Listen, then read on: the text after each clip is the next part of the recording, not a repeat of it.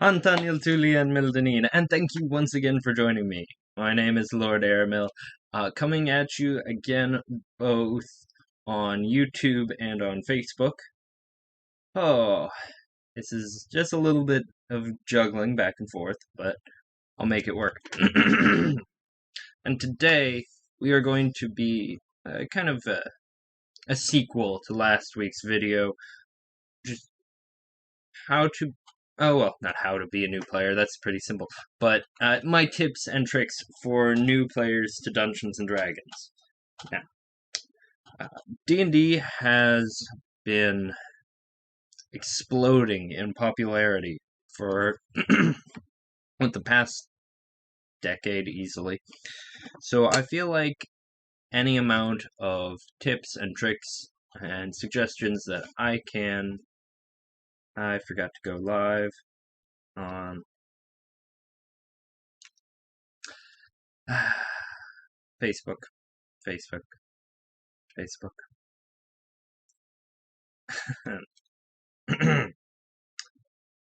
So, maybe I already went live? I don't know. It says I've been live for 12 minutes, so we'll see how that works out. But, yes, so today we'll be talking about my own suggestions, tips, and tricks for a new player to Dungeons and Dragons. Mainly 3.5, there's that caveat. But I think that a lot of what I'm going to say today can be translated, at least in part, to D&D 5th edition or whatever else you like to play. So, I don't have a cat with me today. Not yet, at least. We'll see. Maybe one of them will join me later. Instead, I have a boulet. Marvelous. Marvelous. Now, D&D can be very daunting to get into. I understand this, especially when you look at all of the books for 3.5, or even all the books for 5th ed at this point. There's quite a few, if memory serves. But I'm here to help you get a little bit more comfortable, a little bit more at ease with what you can and can't do, or what you should and shouldn't do, I should say. Because there's a lot that you can do, and a lot that you should do, and these two things do not always overlap. So, let's sit back, relax, and get into it. Dr. Pepper. So, my first piece of advice for a new player is restrict yourself to the player's handbook for at least a couple levels, or maybe at least a month or two, okay? Depending on how your DM plays, a level might go by very quickly. But if you do not have a physical copy of the player's handbook, ask your DM. They probably know where to find a PDF of some kind, and read it. Alright? I'm not kidding. Just read the player's handbook. Maybe not cover to cover, because there's a lot in here that you won't need if you're not a spellcaster. Let's see. Specifically about... Yay much of this player's handbook can be skipped if you're playing a fighter. So, don't worry about that. Okay? But definitely read through, and this is more specific to 3.5, read through the races, read through the classes, okay? Read through the skills and what all they do, because boy is that important, okay?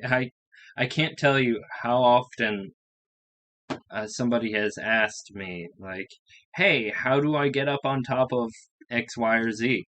It's like, well, if you look at the skills, there's climb and there's jump. Maybe one of those? Take your pick. I won't judge. Then again, my campaigns have notoriously difficult climb and jump skills. Or at the very least, the players make it seem difficult. They're DC 10. You got a 50-50 chance on the die. Oof. So yes, read the player's handbook, okay? Especially the section that relates to your class, alright? So just read your class through, okay? And also, read the section on combat, alright? This is very important. Please. Please read the section on combat. Like, the experienced players will help you, I promise. But make it easier on them. Do a little bit of the reading. It's not that difficult. It's a textbook. Like, it's an entertaining textbook, is what it all boils down to. Okay? D&D is improv, Tolkien, and math. Alright? It's what we got. It's what we do. And this is what we love. So, there's that. Where? Oh, yes. My next tip. Get yourself some dice. Click, clack, math rocks. Make Goblin Brain go happy. Honestly. Just... You don't need a lot. You do not need a lot of dice. You need at least 1d20, a few d6, and a smattering of other dice. D8, maybe a d12, especially if you plan on playing a barbarian. A d4 somewhere in here. If you're buying them individually, you could probably even skip the percentile dice and just get a d10. Well, that one's gone forever.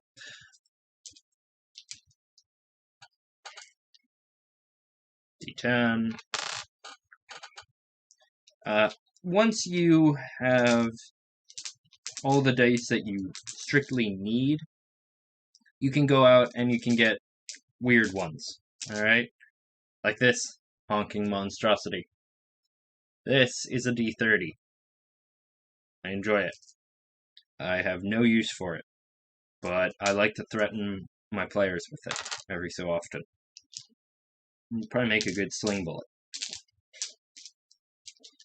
But yes, get your own dice. Yes, as Claren notes, do not eat the click-clack shinies. It is tempting, but do not eat them. Do not put them in your mouth. You don't know where they've been. I'm looking at you, Ren.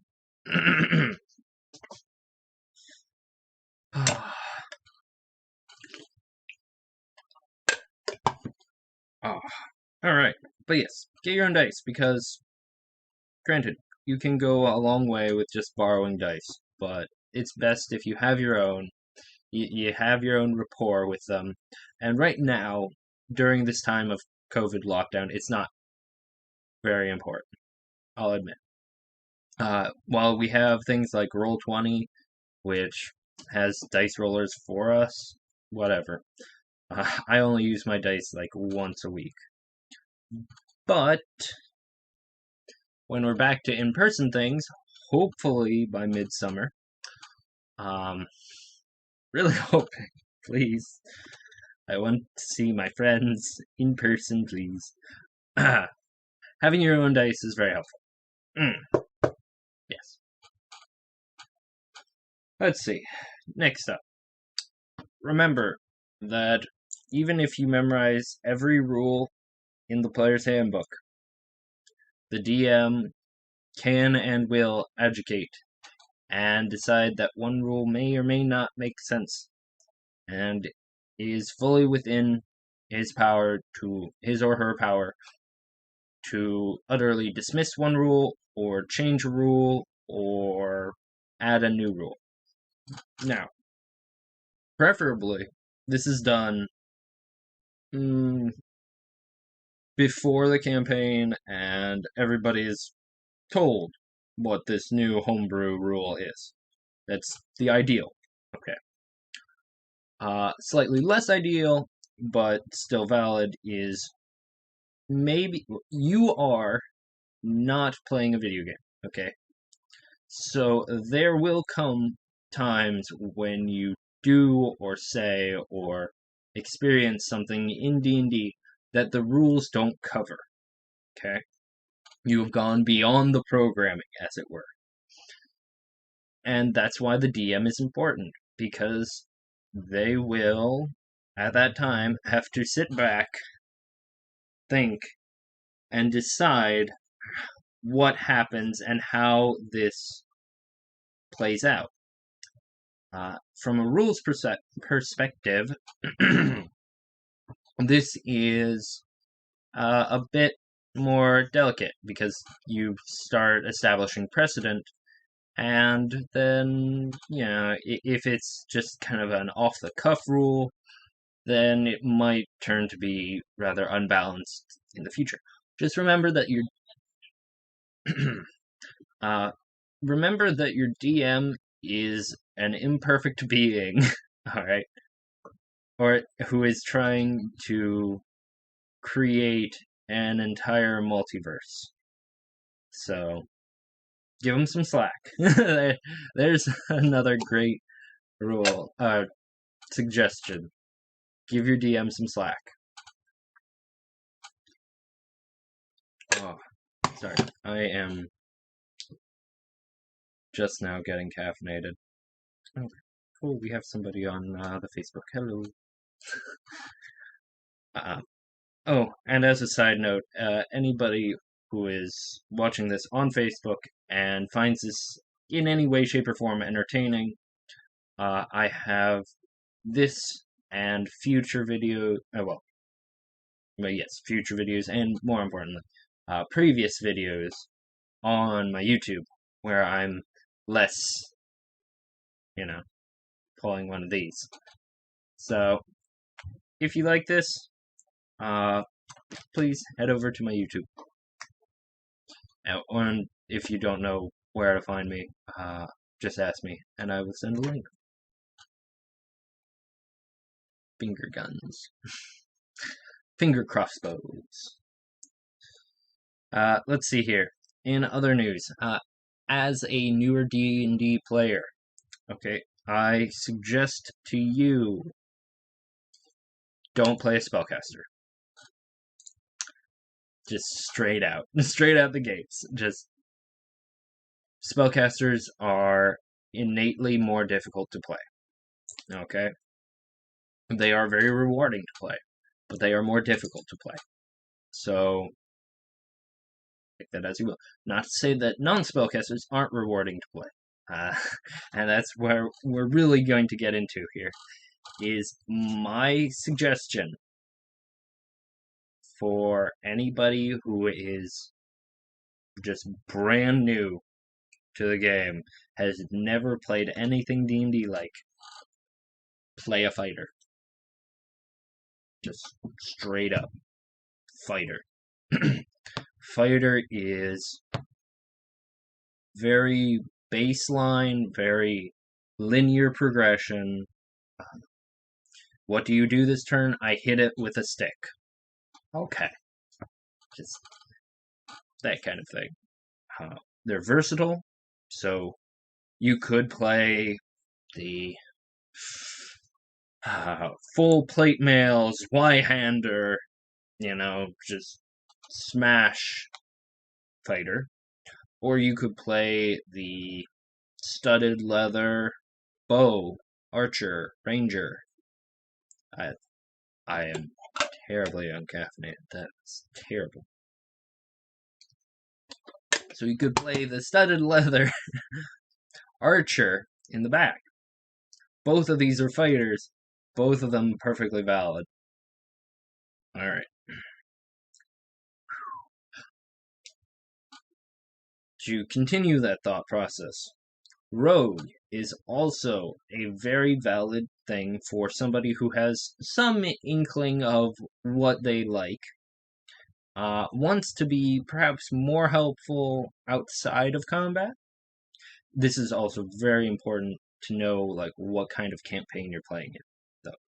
So fighters are useful for almost every campaign. Okay. Rogues tend to be a bit more specialized, or at the very least, it's easy to specialize poorly in a rogue, as it were. So you could split it up into almost two separate archetypes for rogues. All right, you've got your combat rogue, and you've got your dungeoneering rogue.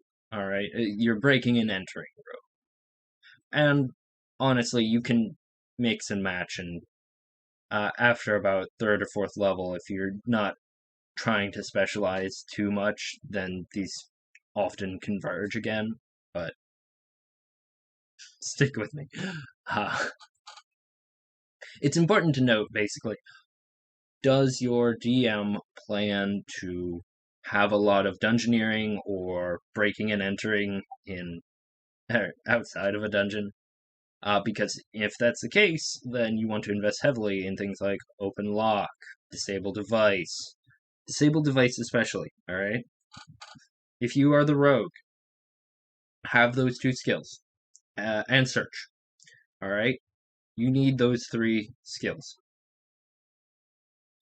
Open lock does what it says it does. All right. You open the lock. You pick the tumblers.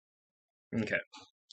Disable device is a bit more nuanced, and by that I mean it isn't obvious just based on the skill. But disable device is what you use to disable traps. Open lock will not disable traps. Alright. If you go to a door and you say that I roll to open lock, and the DM will say okay. And you will open the lock, and you will say it is unlocked, and you will open the door, and you will be hit by the trap. Okay. How do we avoid this? First, you roll a search check. Okay. Roll a search check, try to find the trap. Is there a trap? Yes. Roll to disable the trap. Trap is disabled, roll to open lock. Boom, boom, boom. 3-step plan. Just a good DM will remind you naturally, like, hey, do you want to search the door for traps? Do you want to disable the trap? Especially when you're a new player. If one of my experienced players forgets this door opening maneuver, well, they're in for a load of pain, because they should know better. Worrying. Sorry. Friend who says that they require my opinion. That's not good. People don't come here for my opinion.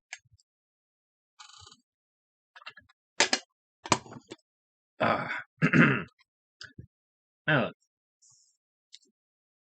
yes. So that is your door opening maneuver. That is your rogue who is most useful in breaking and entering and dungeoneering. Good. Move on. Your next roguish archetype is the combat rogue. Combat rogues are important, and we'll get back to them with my next point. But for that, you want things like tumble, where you can kind of duck and dodge and weave through the enemy lines and stab them. Lots of stabbing. Alright. You want high mobility and the ability to just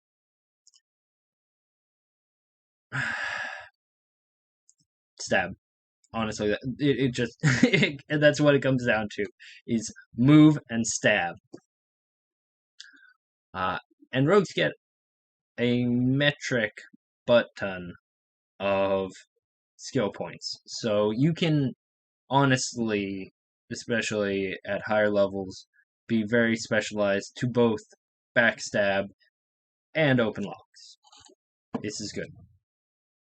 Rogues also, with all those skill points, have the skill points to spend for, like, diplomacy, bluff especially.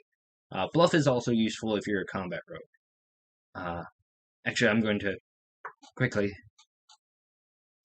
rewind ever so slightly and explain that, because it's not immediately obvious, especially to a new player, but bluff is where you get things, it's called feinting, spelled with an E, not an A.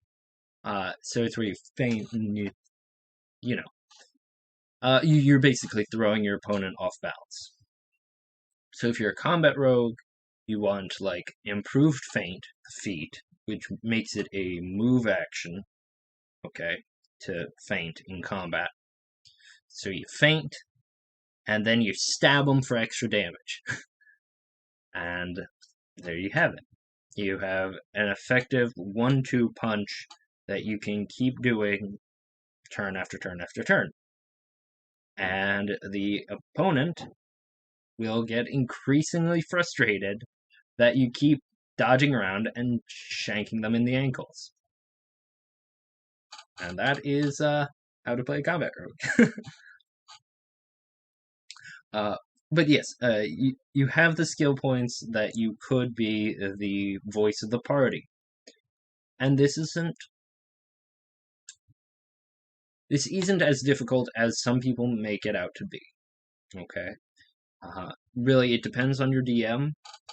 Your DM could, in fact, make it more or less difficult, depending on how strict they are about in-person versus out-of-person,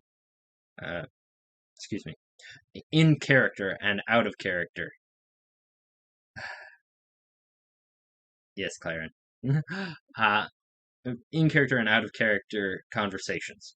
So, between, the NPC saying hello and your character saying hello, a full conversation might be had by the entire party. And I don't care too much. As long as the characters have some way of communicating in amongst themselves, it doesn't bother me that much. So they can all kind of huddle together and say, okay, what do we want to actually talk about to this guy? And you get that. You, especially as a new player, don't be afraid to just be the speakerphone for the party. It's okay, you'll get the feel of it, and, role play a little bit as much as you're comfortable with. Okay, that is perhaps another just big suggestion right there, is role play as much as you're comfortable with, and as much as people around you are comfortable with. Okay. I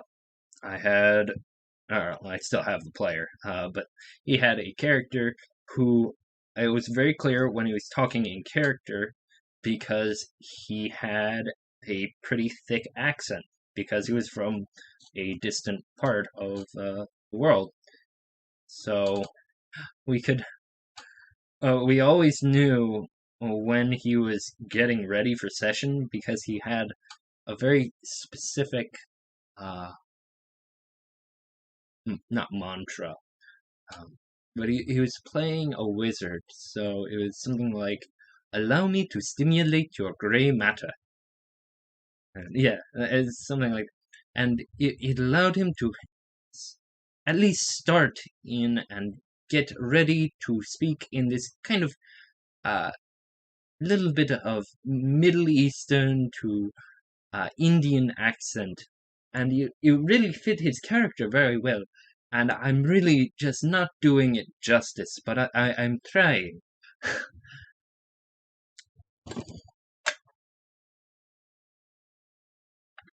Somebody's going to call that racist. Oh well. It's not racist, it's a Kalimshan accent, I swear. Perhaps another important note is that tropes exist for a reason, and don't be afraid of them. for your first time, but try to play more than your trope. So if you're playing a bard, don't, well, don't. But if you are dead set on playing a bard, don't just play the horny bard. Okay? Have something else with your character. Have something fun. Speaking of, your character's backstory can be as important as you and the DM make it. I think is the best way to put it. Some players give no thoughts to their backstory and are like, oh, I'm an orphan and everything I know and love was destroyed, and now I'm off seeking my fortune. And that's fine, but personally, I think that's kind of overdone. So all of my characters have a pretty happy backstory. Uh, I think, let's see, at least two and maybe more of my characters have had perfectly alive parents who my character will occasionally just send money to, just because. And just, I don't bring them up. I'll just, inform the DM that, hey, yeah, I'm sending a package to my parents and it may include like 100 gold pieces, you know? And that's just that's just what it is. They don't appear in the story. They aren't some great driving force other than the idea of like, yeah, my parents are retired and I'm providing their retirement. So yeah. Your character should be connected to something and should have a reason for adventuring. Because remember, adventuring is a very dangerous profession. Like, honestly, you could die a lot. And most people are not comfortable with the idea of the potential for death every day. So, think about what motivates your character and really what I put it. Why do they continue? Especially after getting that, I don't know, first 1,000 gold pieces. Like, that's a lot of money. That's a lot of money. Alright? Like, we can go through, and there are plenty of supplements to tell you how much individual professions make. Alright?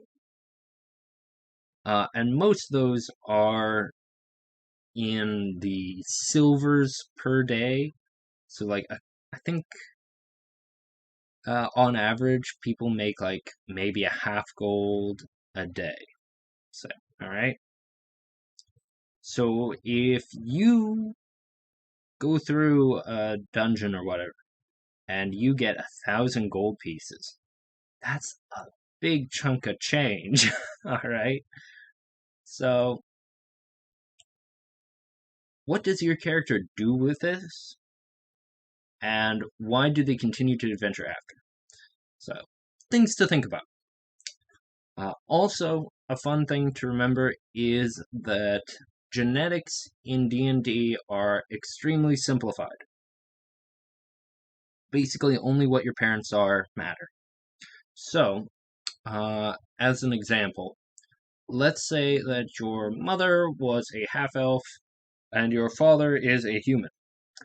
You, as far as the game rules are concerned, are a human.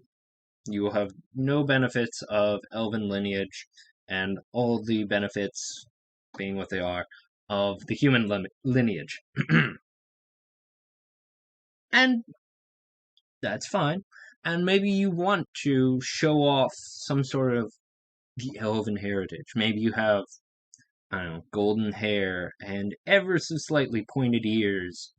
And maybe you invest a bit more heavily in spot and search and listen as your skills. To kind of show off that idea that, yeah, I have some elven blood in me. Cool. Oh yeah, that's good shit right there. As a DM, I really like it when players take their backstory or their character and they don't optimize everything. Okay, as a new player, that might seem a little counterintuitive, but it is better to play a character that is a well-rounded being. All right, just make them a real character, not just stats, not just a bunch of numbers and the dice to roll. Okay, there's a joke that D&D is a role-playing game, not a role-playing game, which makes no sense if you can't see it spelled out. But there's the idea of ROLE, role, like taking on a role, versus ROLL, rolling dice. Okay, so don't be afraid to roleplay a bit. I've said that word too much now. Take on a persona. And it doesn't have to be extensive, but what did your character do before they were an adventurer? Maybe you have a couple ranks in, I don't know, craft blacksmithing or profession herbalist. Or maybe you have knowledge nature because you were a hunter for some time. And when appropriate, maybe bring that up. It's like, oh, well, I did some blacksmithing, so let me appraise this object that we just found. And okay, cool, yeah, perfect. As a DM, I encourage this kind of thing. Honestly. Okay, so there's that a very long-winded suggestion,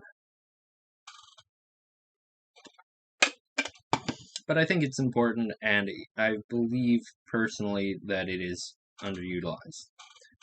Speaking of underutilized things, party cohesion, okay? And this is something that I've maybe lamented is a bad point, but as yeah, and this is for experienced players too. All right, this is not just for new players, but you are not alone. Okay, there's a reason why this is a game you play with upwards between 3 and 5 other people and the DM. Okay, you're a team. You have to work as a team in a lot of cases. So this can go beyond, the bard inspiring you all, and everybody gets, a bonus, or the cleric healing you after the battle. There are a lot of ways that a party can work together to overcome a very difficult combat. And this is true in 5th Ed too. I actually went back and looked it up. But flanking is so underutilized, at least in the few campaigns that I'm running, I admit.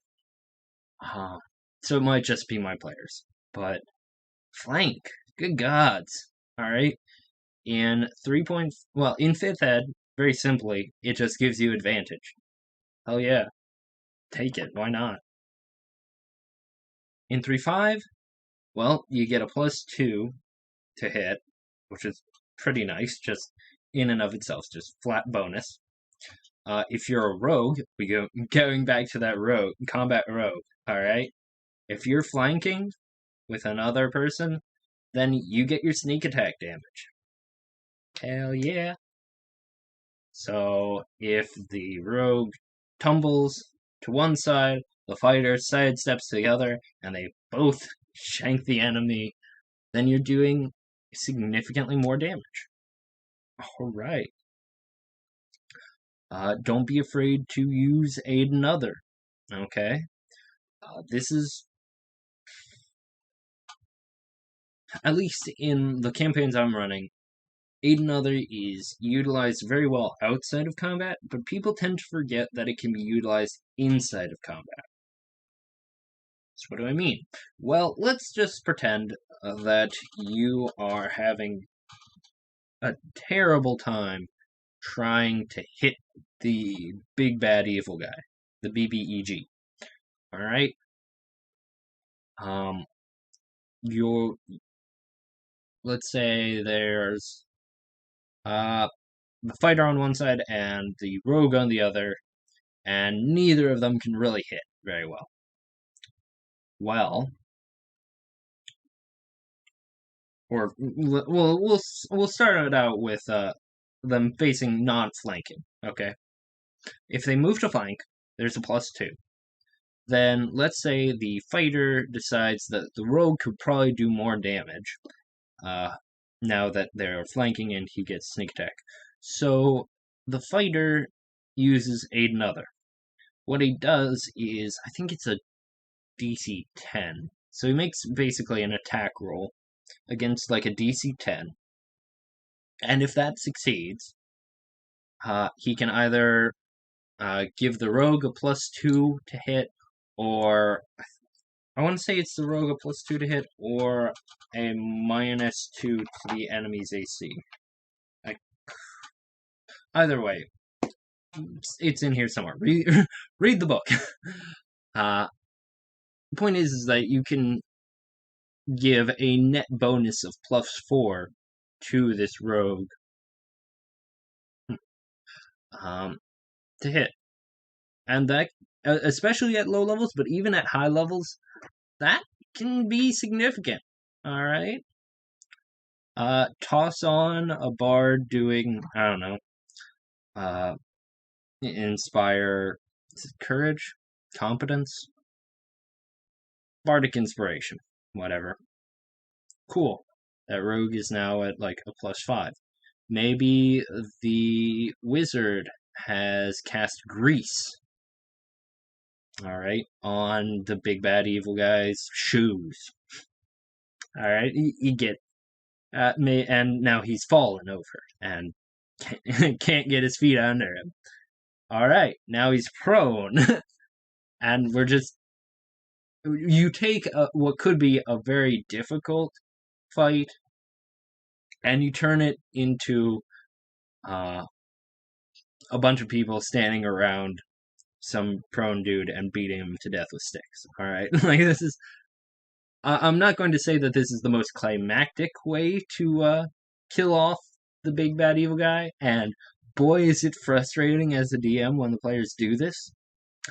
But corollary, just on the other hand, it is very satisfying to watch a party come together and figure out the best way to defeat an enemy without just individually attacking it, but as a group. That is extremely important. And I have watched fights that should have been really difficult turn into cakewalks when the party actually works together. And I've also seen fights that should have been pretty easy, but the party just didn't work well together, and some people might have almost died, or just at the very least resources were expended that really shouldn't have been. If you are a wizard or a cleric, hey, summon monster 1. Alright? Doesn't do much, but if you can place a badger, a very angry badger, behind the enemy, well, now your frontline combatant is flanking. Okay. It doesn't matter if, the badger only lasts a round. Your fighter is still getting their attack in. And, hey, at the very least. You know, either the opponent is taking the time out of their turn to deal with this threat, or everybody else just gets flanking. So, win-win, really. Oh.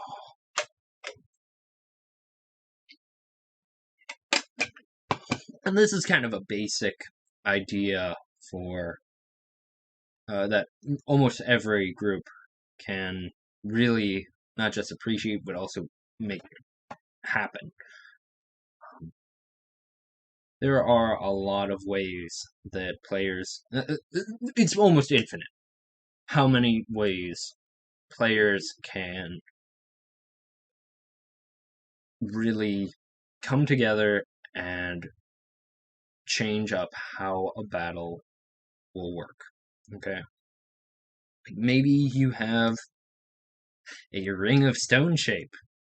I know that I do in one of my campaigns, and boy, is that helpful. But maybe or even just have the spell stone shape.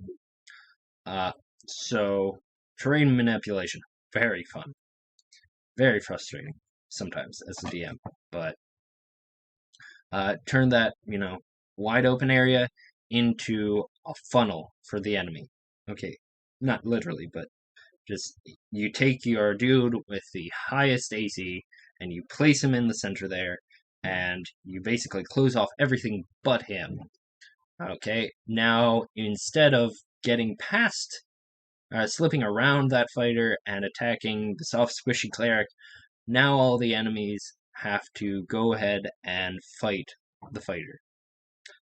And he'll just take his tower shield, he'll plant it, and just go to town as just a spiky piece of wall, basically. So on and so forth. Maybe your archer can't get a good shot on the enemy, so you use updraft, gust of wind, something like that, and you blast him up 50 feet, and you just and as he slowly floats down. These are all perfectly valid tactics and honestly can be hilarious when used properly. So don't be afraid to experiment a bit. Take a look at your spells or your abilities and whatnot and think, okay, so I can see how I could make this work to my advantage. But what about my friends? So is there any way that I can use this not only to my own advantage, but to the party's advantage? If I specialize in tripping the opponent, and we can get the rogue up next to the opponent who is tripped, well, even better. If you specialize in grappling, same idea, okay? There's so many ways that a party can work well together, and I love seeing it happen every time. That was kind of the main gist of this episode. Really, is just work together with your party, in and out of combat. Really, if you are a new player, don't be afraid to ask for help. Really, please ask for help, and don't feel bad about it. Don't say, "Oh, well, I'm stupid," but what am I doing? You're not stupid. This is arcane, all right? This is a lot to take in, all right? For our 2021 brains, like this is one hefty game you're getting into, all right? There are a lot of rules here and a lot of situations that aren't even covered by the rules. It's okay. I promise. I understand. I was new too once. It was a long time ago. I was probably a preteen when I started reading these, and that's longer ago than I care to think about. I need something stronger than Dr. Pepper to think about that. But the point is that everyone, at one point or another, was new. There was a time when Ed Greenwood was not an experienced player. There was a time when, let's see here, was it Monty Cook? Yeah, Monty Cook, or Jonathan Tweet, or Skip Williams, the people right on the back here. They were new too once, alright? This is a time when they picked up a D&D book for the first time and said, what is this? How do I do this? And that's important. And it's important that new people be allowed to come into the excuse me, I've been doing too much Stagbeat. Come into this hobby and find fun. And that's what it all boils down to, is have fun with this. It's meant for you to have a good time. That's what it is, alright? It's fun. It's a game. It's not player versus DM, and if it ever is, find a new DM, because that is not how you do this, alright? You are all together making a story, and that story can be as epic and fantastical as Tolkien, or it can be as comedic as Monty Python Quest for the Holy Grail. And sometimes the best campaigns are the ones that take both of those and they mix them together, and you have this hilarious yet amazing D&D campaign. All right, that's just what this game is. It's having fun with your friends and making new friends. That's really important too. Okay, and that's kind of why I enjoy every so often switching out a player or two in between campaigns. I have nothing against the players that I switch out, but I want more people to meet other people and to become friends through shared suffering. Not quite, but through shared experience and laughter and occasionally a bit of suffering. Everybody felt bad for Mac when we were playing a mech campaign, and he spent the entire, almost the entire session on his back because he turtled his mech. That was unfortunate. But we all had that, bit of camaraderie with him. And that shared experience has helped to bring us together. Because he didn't rage quit. Came close. But he persevered, and now it's almost a meme amongst the people who were in that campaign.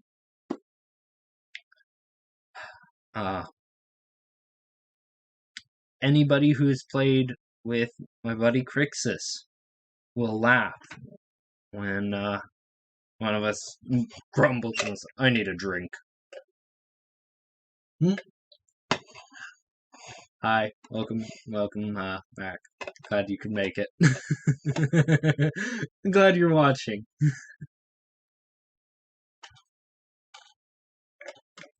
Much love.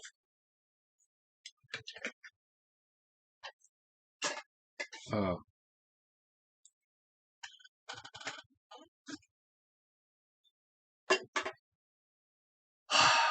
So, in short, advice to new players: have fun.